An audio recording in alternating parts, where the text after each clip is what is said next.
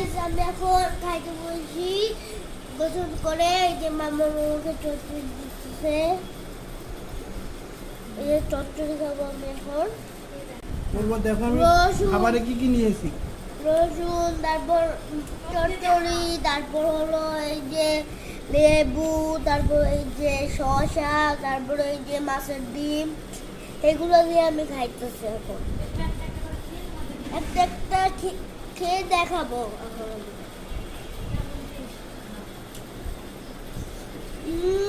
tasty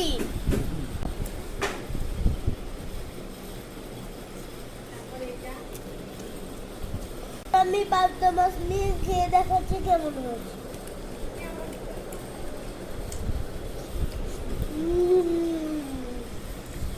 কি সাথে আমি শসা খাইতেছি হ্যাঁ শসাটা দেশি শসা আমার কাকু বলেছে দেশি শসা